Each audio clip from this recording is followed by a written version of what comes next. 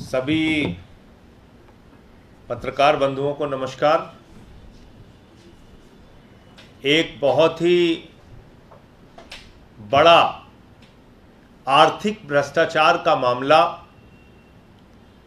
Hindenburg की report में इस साल जनवरी माह में सामने आया था और बहुत बड़ा घोटाला, दुनिया का एक बहुत बड़ा फाइनेंशियल फ्रॉड, एक आर्थिक भ्रष्टाचार जो अडानी की कंपनीज ने किया था। विदेश में बनी सेल कंपनीज के माध्यम से विदेश में बनी फर्जी कंपनियों के साथ मिली भगत करके जो एक बड़ा भ्रष्टाचार और घोटाला अडानी ने किया था, उसका खुलासा हिंडनबर्ग की रिपोर्ट में जनवरी माह में हुआ था। और आपको याद होगा, उसके बाद पार्लियामेंट में हम लोगों ने आवाज उठाई कि अडानी की जांच कराई जाए, उसकी कंपनियों की जांच कराई जाए। जिस तरीके से बाहर से लाखों करोड़ रुपए अडानी की कंपनी में लगाया गया है और मैनिपुलेट करके फर्जी तरीके से भारत में अडानी की कंपनियों के शेयर के दाम बढ़ाए गए, यानी कि शेयर का वास्तविक मूल्य उतना नहीं था, बावजूद इसके बाहर से पैसा लगा लगाकर उसके शेयर के दाम फर्जी तरीके से हिंदुस्तान में बढ़ाए गए। और वो जो दाम बढ़ाए गए, बढ़े हुए दामों पे जो शेयर यहां के लोगों ने खरीदा, यहां के इन्वेस्टर्स ने खरीदा, यहां के निवेशकों ने खरीदा, जब वो घोटाला खुला, वो शेयर धड़ाम हुआ, नीचे गिरा, तो उन सारे निवेशकों का पैसा डूब गया। यह पूरा मामला था, यह पूरा भ्रष्टाचार था। उसके बाद आपको मालूम है, सुप्रीम कोर्ट ने एक्सपर्ट की एक कमेटी का गठन किया। एक्सपर्ट्स की कमेटी को रिपोर्ट देने के लिए कहा। सेबी इस जांच में इन्वॉल्व हुई और उसके माध्यम से पूरा भ्रष्टाचार सामने लाने के लिए सुप्रीम कोर्ट ने कहा, माननीय सर्वोच्च न्यायालय ने कहा। लेकिन बड़े आश्चर्यजनक तरीके से जिस सेबी को आर्थिक भ्रष्टाचार की जांच करनी थी, मैं आपको पूरी जिम्मेदारी से कह रहा हूं, वो सेबी ये जानते हुए भी कि इसमें भ्रष्टाचार हुआ है, और ये बात मैं इसलिए कह रहा हूं जिसका प्रमाण अभी आगे दूंगा आपको, मैं इन्वर्टेड कामा में फिर से रिपीट कर रहा हूं, सेबी ये जानते हुए भी कि अडानी ने भ्रष्टाचार किया है, सुप्रीम कोर्ट के आंख में धूल झोंकने का काम कर रही है। सुप्रीम कोर्ट में सेबी ने जाके कहा कि जो एक्सपर्ट कमेटी है वो दीवार पे ठोकर मार रही है, और अगर हम इसकी जांच करते हैं तो ये जर्नी विदाउट डेस्टिनेशन होगी, कि ऐसी यात्रा जिसका कोई लक्ष्य की कोई दूरी तय नहीं है, जर्नी विदाउट डेस्टिनेशन। यह बात सेबी कहती है सुप्रीम कोर्ट में। सुप्रीम कोर्ट की आंख में धूल किसने और किसके कहने पर सेबी ने झोंका, क्यों गुमराह किया सर्वोच्च न्यायालय को, यह बहुत बड़ा मामला है। माननीय सर्वोच्च न्यायालय को इस बात को संज्ञान में लेना चाहिए। और इस बात का खुलासा किसने किया? कुछ खोजी पत्रकारिता से जुड़े हुए लोगों ने, जिनका नाम है organised crime and corruption reporting project, OCCRP। यह रिपोर्टर्स का एक ग्रुप है, खोजी पत्रकारों का एक समूह है, OCCRP, जिसने यह पूरी जानकारी इकट्ठा की कि विदेशों में कहां कहां पर फर्जी कंपनियां, कागजों में कंपनियां बनाकर अडानी की कंपनी में हजारों करोड़ रुपए लगाया गया, अडानी के कंपनी के शेयर के दाम बढ़ाए गए और भारत के लोगों को लूटा गया। और यह किसके साथ मिलकर किया गया? ये दो नाम है, एक है नासिर अली और दूसरा है चैंग चुंग लिंग। चाइना का व्यापारी और नासिर अली यूएई का व्यापारी। और ये कंपनी कहां खोल रहे हैं? चाइना का व्यापारी चैंग चुंग ली, जिसका नाम अगस्ता वेस्टलैंड के मामले में भी सामने आया था, वो अपनी कंपनी, अपना व्यापार चाइना में नहीं कर रहा। वो अपनी कंपनी, अपना व्यापार हिंदुस्तान में नहीं कर रहा है। वो अपना व्यापार कर रहा है मॉरिशस में, जो टैक्स हेवन कंट्री है। वो अपना व्यापार कर रहा है बरमूडा में। वो अपना व्यापार कर रहा है यूएई में, जहां कागजात देने की जरूरत नहीं होती। ऐसी जगहों पर कागजों में कंपनियां खोल के, मॉरिशस में एक पते पे 6 कंपनी खोल के हजारों करोड़ रुपए अडानी की कंपनी में हिंदुस्तान में लगाया गया। एक पते पर 6 कंपनियां, और वो कंपनियां क्या काम करती हैं, क्या व्यापार करती हैं, कितने कर्मचारी हैं, कोई अता पता नहीं। क्यों? क्योंकि टैक्स हेवन कंट्रीज के नियम ऐसे हैं। वहां आपको कोई कागजात देने की जरूरत नहीं है, एक बार में कुछ फीस लगती है। आपने अपनी कंपनी खोली, उस कंपनी की कितनी आमदनी हो रही है, वो पैसा कहां लगाया जा रहा है, वो पैसा काला धन है कि क्या है, कोई जानकारी आपको देने की आवश्यकता नहीं है। ना मॉरिशस में, ना बरमूडा में, और ना ही यूएई में सारी जानकारी आपको देने की जरूरत है।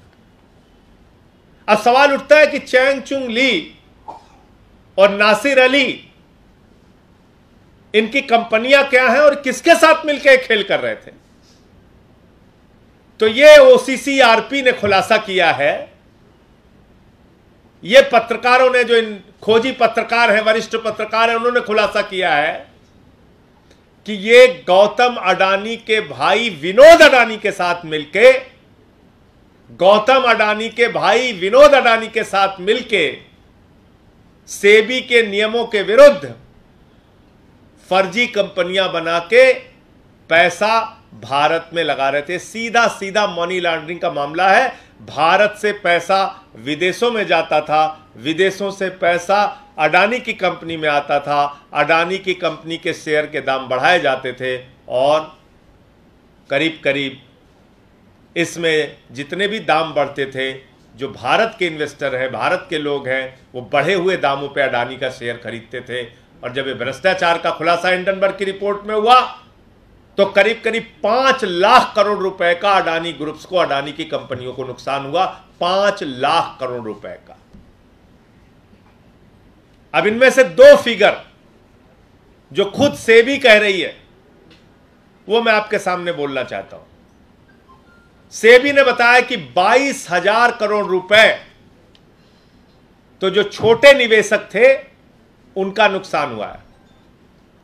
किसी ने बेटी की शादी के लिए पैसा रखा था, किसी ने मकान बनवाने के लिए पैसा रखा था, किसी ने बीमारी में, मुसीबत में पैसा काम आएगा वो पैसा रखा हुआ था, और उसने सोचा कि चलो अडानी के कंपनी में पैसा लगाते हैं, इसके शेयर का दाम बढ़ेगा तो हमारी भी कुछ आमदनी बढ़ जाएगी। पीएफ का पैसा जो लगा, जो बाकी कंपनियों का पैसा लगा, वो छोड़ देते हैं, मैं सिर्फ मोटे मोटे तौर पे बता रहा हूं। तो पैसा लोगों ने लगा दिया अपना। तो ऐसे लोगों का करीब करीब 22,000 करोड़ रुपए डूब गया। एलआईसी ने भी अडानी के शेयर खरीदे थे, यह सोचकर कि अडानी की कंपनी के शेयर के दाम बढ़ रहे हैं, अडानी की कंपनियों को फायदा हो रहा है। 36,000 करोड़ रुपए एलआईसी ने लगाए थे, और 16,000 करोड़ रुपए का नुकसान एलआईसी को हुआ। एलआईसी में किसका पैसा लगता है? जीवन के साथ भी, जीवन के बाद भी हर आदमी एलआईसी की पॉलिसी खरीदता है, और वो एलआईसी का पैसा 16,000 करोड़ रुपए डूब गया। 5 लाख करोड़ रुपए का नुकसान अडानी की कंपनियों को हुआ। और कौन कौन से लोग इसमें शामिल थे, क्या वो खेल करते थे? एक कंपनी है इमर्जिंग इंडिया फोकस फंड, ये नासिर अली और चैंग चुंग ली की कंपनी है। और दूसरी कंपनी है ईएम रिसर्जेंट फंड, ये भी चैंग चू ली और नासिर अली की कंपनी है। और इन कंपनियों को कौन एडवाइस करता था, कौन कहता था कि आप यहां पे कंपनी लगाइए? उस कंपनी का नाम है Excel to provide advisory services to EIFF and EMRF। Excel जो है ये विनोद अडानी की कंपनी है। अब ये विनोद अडानी एडवाइजरी कंपनी है किसके लिए? नासिर अली के लिए और चैंग चू ली के लिए। विनोद अडानी कौन है? गौतम अडानी का भाई। वो किसको एडवाइस कर रहा है? वो एडवाइस कर रहा है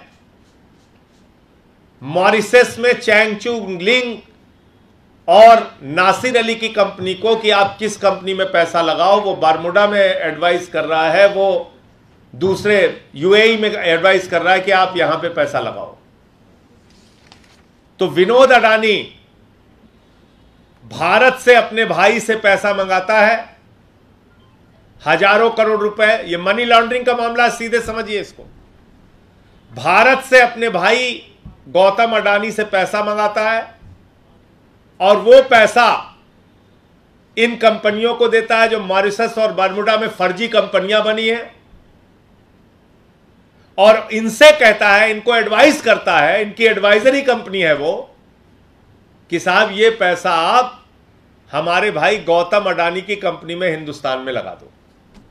ये सीधा मोटा मोटा खेल समझिए भ्रष्टाचार का। भारत से हजारों करोड़ रुपए विनोद अडानी के पास गया, विनोद अडानी ने वो पैसा इन कंपनियों को दिया।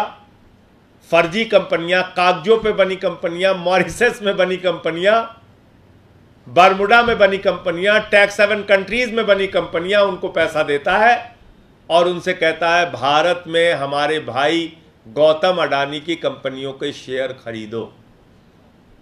जो कंपनियां यहां घाटे में चल रही हैं उसके शेयर के दाम खरीद कर उसके दाम बढ़ाओ, और जब उसके दाम बढ़ेंगे तो उस झांसे में हिंदुस्तान का आम आदमी फंसेगा, वो उस शेयर को खरीदेगा, और जब वास्तविक मूल्य का पता चलेगा तो सारे शेयर धड़ाम हो जाएंगे, लोगों के पैसे डूब जाएंगे। इतना बड़ा भ्रष्टाचार हुआ, जिस भ्रष्टाचार की जांच OCCRP पत्रकारों का एक समूह कर सकता है, तो आखिर एक्सपर्ट्स कमेटी की रिपोर्ट में यह सच्चाई क्यों नहीं आ रही है?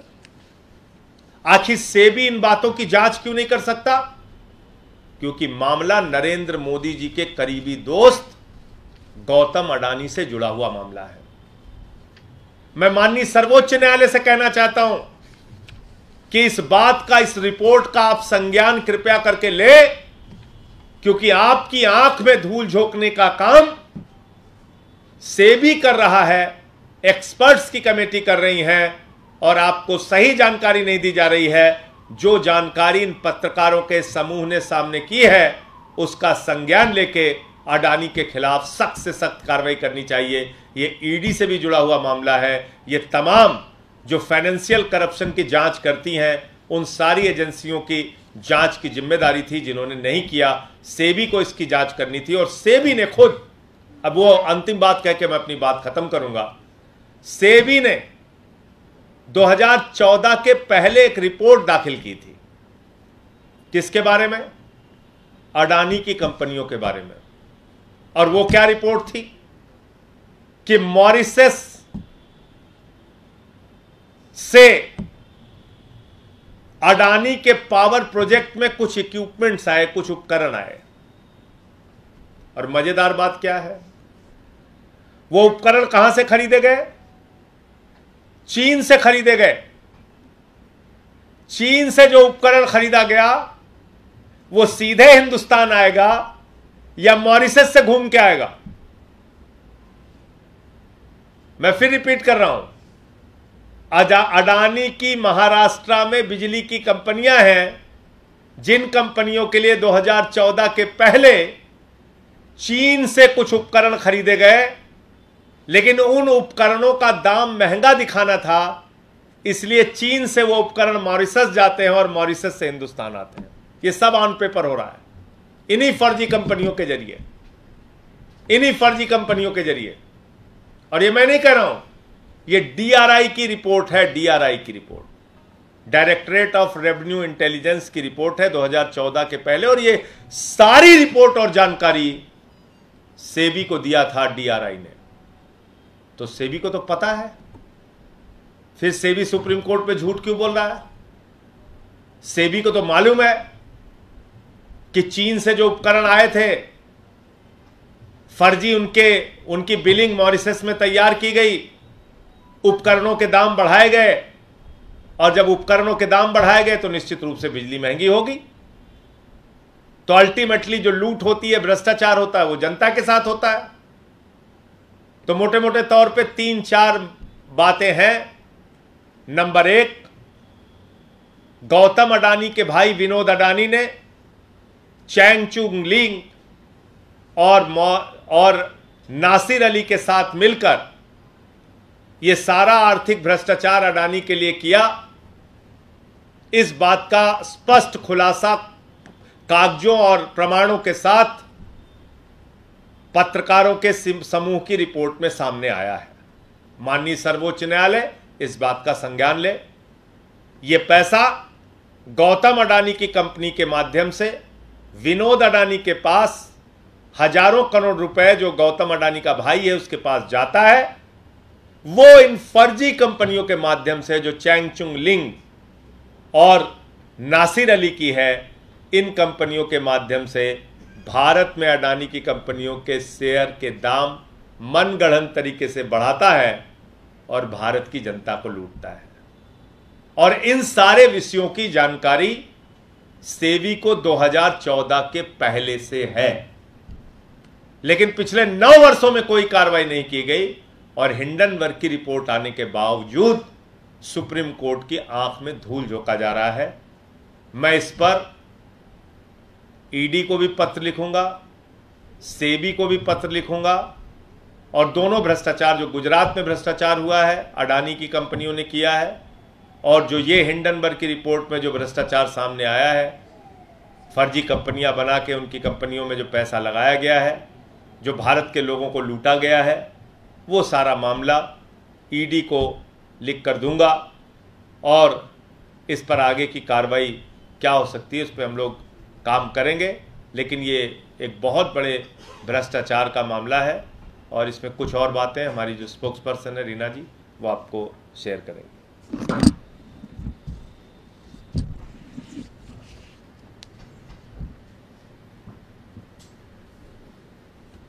दोस्तों, आपने पॉन्जी स्कीम का नाम सुना होगा। पॉन्जी स्कीम क्या होती है? आपके पास कोई एजेंट आएगा, वो बोलेगा कि 10,000 रुपये जमा करो, 2 साल में 1 लाख हो जाएंगे। आपको लगेगा कि ये तो कुछ अजीब लग रहा है, ऐसा नहीं होता है। 10,000 रुपये 2 साल में 1 लाख कैसे हो जाएंगे? ऐसी भारत के इतिहास में अनेकों पॉन्जी स्कीम आई हैं, और जो भारत की हमारी एजेंसीज हैं, जैसे सेबी है, ईडी है, सीबीआई है, इन सब की जिम्मेदारी होती है कि ऐसी पॉन्जी स्कीम से लोगों को, आपको और हमें बचाएं। आज जो ओसीसीआरपी की रिपोर्ट आई है, उससे ये क्लियर हो गया है कि दुनिया की सबसे बड़ी पॉन्जी स्कीम अडानी जी और उनकी फैमिली मोदी जी की मदद से हमारे देश में चला रही है। और कैसे चला रही है? सेबी का नियम यह है कि अगर कोई भी कंपनी स्टॉक मार्केट में लिस्टेड है, तो उस कंपनी के शेयर्स जो हैं, वो एक मिनिमम नंबर ऑफ शेयर्स, उसको बोलते हैं फ्री फ्लोट, कम से कम 25% शेयर जो होते हैं उसके, वो एक्सचेंज में होने चाहिए। क्योंकि अगर शेयर्स उससे कम हो जाएंगे तो एक तरीके से आर्टिफिशियल उसकी डिमांड क्रिएट हो जाएगी। अगर कोई भी चीज़ बाजार में कम हो जाती है तो उसका रेट बढ़ जाता है। अब सबको लगेगा कि अडानी के शेयर बाजार में कम है, तो आप और हम सोचेंगे कि यार बड़ी बढ़िया कंपनी है, इसीलिए सब इसके शेयर खरीद रहे हैं और बाजार में शेयर की मात्रा कम हो गई है, हमें भी फटाफट इसके शेयर खरीद लेने चाहिए। लेकिन असलियत में आप और मैं जो साधारण निवेशक होते हैं, हम कभी कंपनी की बैलेंस शीट में क्या है, क्या एसेट है, उसकी एक्चुअल वैल्यू क्या होनी चाहिए, वो सब हमें क्लियर नहीं होता है। ये जिम्मेदारी होती है सेबी की कि सेबी ये निश्चित करे कि मार्केट में जो फ्री फ्लोट है, जो देश का कानून है, उतने शेयर्स होने चाहिए। अभी माननीय सांसद जी ने आपको समझाया कि किस तरह से विदेशों से कुछ फंड्स जो थे अडानी कंपनी के ही शेयर्स खरीदे जा रहे थे और वो फंड्स जो थे वो अडानी फैमिली के इंस्ट्रक्शंस पे ही उन शेयर्स को खरीद रहे थे। सेबी के पास ये सारी जानकारियां 2024 से थी, 14 से 2014 से पहले सेबी को 850 कंप्लेंट मिली थी कि अडानी ग्रुप ऑफ कंपनीज में स्टॉक प्राइस का मैनिपुलेशन हो रहा है, लेकिन सेबी ने इस पे कोई एक्शन नहीं लिया और आधी से ज्यादा वो कंप्लेंट्स क्लोज कर दी और सुप्रीम कोर्ट में भी बोला कि we are hitting a wall, this is a journey without destination.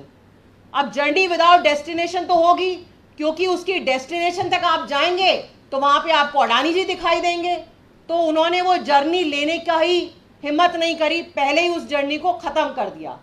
इससे क्या हुआ, जो छोटे छोटे निवेशक छोटे छोटे शहरों में जिन्होंने अपने पेंशन का पैसा म्यूचुअल फंड में लगाया, प्रोविडेंट फंड का पैसा लगाया, उन सब का पैसा डूबा।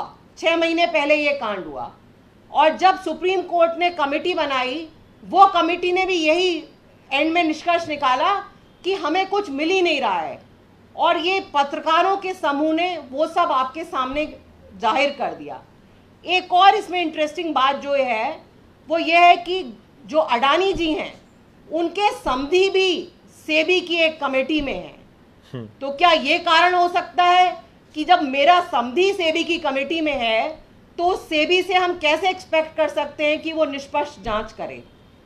तो ये सीधे सीधे इसमें एसएफआईओ, ईडी, सीबीआई सबका केस बनता है, लेकिन ये सारी की सारी एजेंसीज हमारे मंत्री मनीष सिसोदिया जी, जिनके खिलाफ एक पैसा नहीं मिला, कोई मनी ट्रेल नहीं मिली, यहाँ पे पत्रकारों ने क्लियरली एस्टैब्लिश किया है कि देश का पैसा राउंड ट्रिपिंग करके वापस देश में आ रहा है, स्टॉक मार्केट में लग रहा है, किसी के खिलाफ कोई एक्शन नहीं हो रहा है। ये सारे एक्शन वहां हो रहे हैं जहां पे कि कोई सबूत नहीं है, कोई मनी ट्रेल नहीं है, कोई क्विड प्रो को नहीं है, कुछ भी नहीं है। वहीं दूसरी तरफ इस इन्वेस्टिगेशन से क्लियर हो गया है कि किस तरह पूरा Adani enterprise, Adani conglomerate, Adani family इसमें इन्वॉल्व है, उनके खिलाफ कोई इन्वेस्टिगेशन नहीं हो रहा है। आज आप सबके माध्यम से हम फिर से कह रहे हैं कि इस पे जेपीसी बननी चाहिए, जेपीसी को इसकी तह तक जाना चाहिए, क्योंकि क्लियर हो गया है कि चाहे सेबी हो, चाहे ईडीआई हो, कोई और एजेंसी इसमें कोई जांच नहीं कर पा रही है। और उसका अंत में क्या होता है, छोटे निवेशक ही इसके शिकार बनते हैं, क्योंकि छोटे निवेशक को पूरी जानकारी नहीं होती है कि कैसे आर्टिफिशियली शेयर का प्राइस आज 2 रुपये है, कल 100 रुपये हो रहा है, फिर 50 रुपये हो रहा है, किसी को कोई जानकारी नहीं होती है। सबको लगता है बढ़िया कंपनी है, इसमें पैसे लगाना चाहिए, और कैसे कितने करोड़ों लोगों का पैसा इसमें डूब चुका है। तो आज आप सबके माध्यम से हम फिर ये कह रहे हैं, फिर से मांग कर रहे हैं कि जेपीसी बननी चाहिए और हम लोग ईडी, सीबीआई सबको चिट्ठी लिखेंगे, सारा जो सबूत है उनके पास भेजेंगे। तो मेरे ख्याल से इसमें बहुत ज़्यादा दिमाग लगाने की ज़रूरत नहीं है, चीज़ें बिल्कुल साफ तौर पे लोगों को समझ में आ रही हैं। और पत्रकारों के एक समूह ने जब ये सब कुछ पकड़ लिया तो सेबी और एक्सपर्ट कमेटी की रिपोर्ट क्यों गुमराह कर रही है सुप्रीम कोर्ट को, ये भी समझा जा सकता है, क्योंकि मामला मोदी जी के करीबी दोस्त का है, अडानी का है। आप बताइए ना, एक कंपनी, एक पते पे मॉरिशस में 6 कंपनियां बन रही हैं। उन 6 कंपनियों में एम्प्लॉई कितने हैं, कितने कर्मचारी हैं, पता नहीं। उन 6 कंपनियों की आमदनी का जरिया क्या है, पता नहीं, क्योंकि टैक्स हेवन कंट्रीज में कोई आपको ITR दाखिल करना होता नहीं है, कोई जानकारी आपको देनी होती नहीं है, और हजारों करोड़ रुपए उन्हीं कंपनियों के माध्यम से अडानी की कंपनी में लग जा रहा है। तो सीधा सीधा ये काला धन है, मनी लॉन्ड्रिंग का मामला है। क्यों कार्रवाई नहीं हो रही है? बाकी तो पूरे देश में घूम घूम के ED CBI कार्रवाई कर रही है, इस मामले में खामोश क्यों है? ये एक सवाल है लोगों के मन में। आपका कोई प्रश्न हो तो आप पूछ सकते हैं। ये जो सेबी में अडानी के संधि, इनका नाम मिल सकता है क्या? इनका नाम है सिरिल श्रॉफ। ये पहले भी हम लोगों ने बताया था, सिरिल श्रॉफ उनके समधी हैं, और सेबी उनके खिलाफ कैसे रिपोर्ट देगी जब सारे रिश्तेदार बैठे हुए हैं एक दूसरे जगह। एक और प्रश्न है कि ये 2014 से पहले अगर घोटाला हुआ था तो किस पीरियड में हुआ था, और 2014 के बाद भी चालू रहा है क्या? देखिए, 2013 से लेकर 2018 तक इन कंपनियों ने, जिन 2 कंपनियों का नाम मैंने बताया, चैंग चुंग की और नासिर अली की कंपनियां, इन 2 कंपनियों ने 2013 से लेकर 2018 तक अडानी के शेयर्स खरीदे हैं, बढ़े दामों पे, उसको बढ़ाने के लिए, उसके रेट्स को बढ़ाने के लिए। और इनकी एडवाइजरी कंपनी कौन है? विनोद अडानी की कंपनी एक्सेल। उनका ही भाई एडवाइस कर रहा है बरमुडा और मॉरिशस की कंपनियों को कि आप हमारे भाई गौतम अडानी की कंपनी में पैसा लगाइए। और वो कंपनियां कौन सी हैं? जिनका ना कर्मचारी का पता, ना फर्जी कंपनियां, पूरी तरीके से फर्जी कंपनियां। तो ये एक खुली आंखों से देख सकते हैं, समझ सकते हैं कि किस तरह से भ्रष्टाचार इसमें हुआ है। एक इससे इतर सवाल है, G20 को लेकर दिल्ली को सजाया सवारा जा रहा है, एक जगह शिवलिंग जैसा फव्वारा लगाएगा, उसको लेकर विवाद हो रहा है। ये कहा जा रहा है PWD की है, उधर कहा जा रहा है, क्या सच्चाई है? आप लोगों के पास क्या जानकारी है इसको लेकर? देखिए, इस पे मुझसे आप कोई जानकारी मत मांगिए, भाजपाइयों से कहिए वो खड़े होकर माफी मांगे, अपने चुल्लू भर पानी में नाक रगड़ के देश से माफी मांगे। ये भारतीय जनता पार्टी का ट्वीट है, मैंने ट्वीट भी किया है। ये बीजेपी वालों का ट्वीट है। इसमें उन्हीं शिवलिंगों की तस्वीर लगी हुई है जिनको फव्वारे बना के अपमान किया गया शिवलिंगों का। उन्हीं शिवलिंगों की तस्वीर इसमें बनी हुई है। और बीजेपी क्या कह रही है? बीजेपी का ऑफिशियल ट्विटर हैंडल यह कह रहा है कि प्रधानमंत्री नरेंद्र मोदी जी के नेतृत्व में हम लोग शिवलिंगों का अपमान कर रहे हैं। आओ देखो, खुशी मनाओ, डंका पीटो। ये मैं तो नहीं कह रहा हूं, ये तो भाजपा ही कह रहे हैं। अब आ जाइए दूसरी तस्वीर पे। एक तस्वीर और है, यह है दिल्ली के LG महोदय। ये गए हैं, उन्हीं शिवलिंगों के पास खड़े हैं जिनको फव्वारे के तौर पे इस्तेमाल करके शिवलिंगों का अपमान किया गया। LG महोदय उसके साथ फोटो खिंचा रहे हैं, फोटो अपने ट्विटर पे डाल रहे हैं और वाहवाही लूट रहे हैं कि देखो मोदी जी ने कितना बड़ा कमाल कर दिया शिवलिंगों का अपमान करके। तो प्रधानमंत्री नरेंद्र मोदी को अपने LG के खिलाफ कार्रवाई करनी चाहिए। शिवलिंगों का इस्तेमाल फव्वारे के तौर पर शिवलिंगों का अपमान कैसे किया गया? करोड़ों हिंदुओं की भावनाओं को चोट क्यों पहुंचाई गई? क्योंकि यह प्रोजेक्ट NHAI का है। इस प्रोजेक्ट में पैसा NHAI ने लगाया है। इस प्रोजेक्ट का उद्घाटन नितिन गडकरी और LG महोदय ने किया था, और साफ तौर पे उसका भाषण उस समय का उठाकर देख लीजिएगा, जिसमें खुद नितिन गडकरी जी ने कहा है कि हम इतना रुपया 1500 करोड़ या कितने की राशि ये हम इस डेवलपमेंट के लिए लगा रहे हैं। सर, ये कहा जा रहा है कि सड़क PWD की है और कैंटोनमेंट एरिया की सड़क है, कैंटोनमेंट एरिया की सड़क है, और ये NHAI का प्रोजेक्ट है। और इसका उद्घाटन, इसका निरीक्षण, इस पर वाहवाही लूटने का काम भाजपाइयों ने किया है। प्रधानमंत्री नरेंद्र मोदी जी के नेतृत्व में शिवलिंगों का अपमान हुआ है और बीजेपी तो पार्टी ऐसी है। प्रभु श्री राम के नाम पे चंदा चोरी करती है बीजेपी अयोध्या के डेवलपमेंट के नाम पे 20 करोड़ का घोटाला करती है, अभी सीएजी की रिपोर्ट में सामने आया।